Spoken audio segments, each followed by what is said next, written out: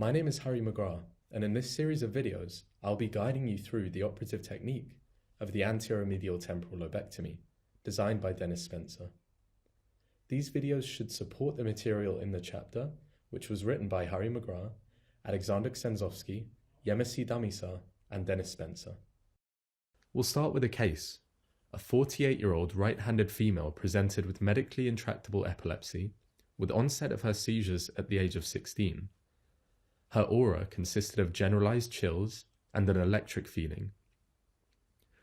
Her seizures involved her becoming unresponsive before moaning and experiencing lip smacking and automotor opening and closing of her hands. Her eyes were closed during the seizures, which lasted 1 minute.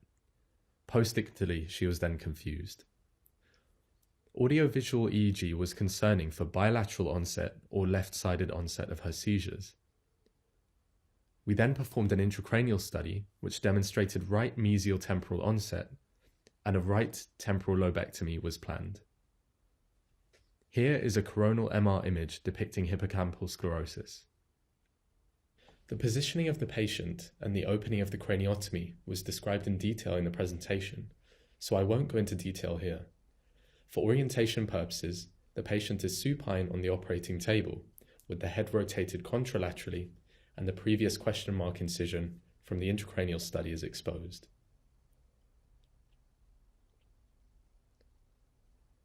Here, the Penfield 4 is used to measure 3 to 3.5 centimeters from the anterior sphenoid wing posteriorly along the middle temporal gyrus.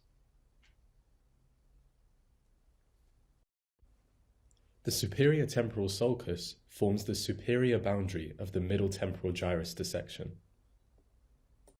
and the arachnoid of the inferior and middle temporal gyrus are coagulated.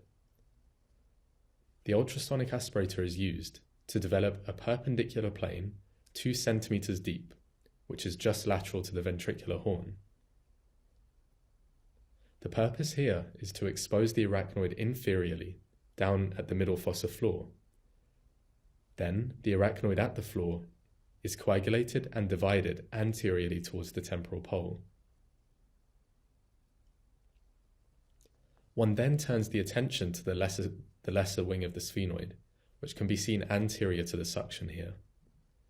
The arachnoid of the temporal pole anteriorly is divided.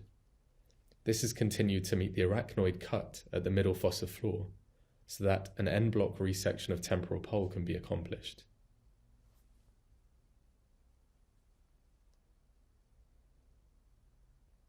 Here, we are dividing the white matter just lateral to the temporal horn. Care should be taken not to enter the horn at this point.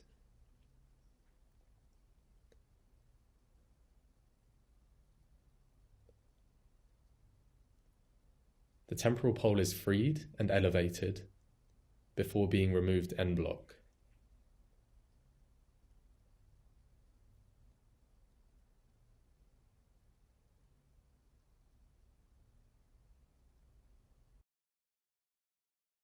And the specimen is depicted here.